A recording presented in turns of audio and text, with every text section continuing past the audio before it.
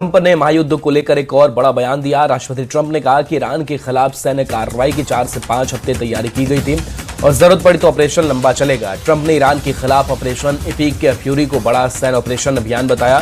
साथ ही कहा कि ऐसा अभियान दुनिया ने नहीं देखा होगा। हमारे पास दुनिया की सबसे शक्तिशाली सेना है। ट्रंप ने ईरान के 9 नौसैनिक जहाज के डुबो देने का दावा भी किया।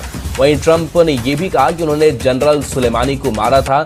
2020 में ईरानी जनरल कासिम सुलेमानी के ड्रोन हमले में मौत हो गई थी।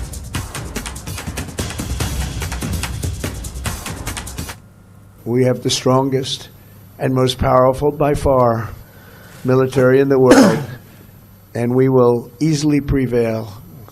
We're already substantially ahead of our time projections, but whatever the time is, it's okay. Whatever it takes, we will always. And we have, right from the beginning, we projected 4 to 5 weeks, but we have capability to go far longer than that.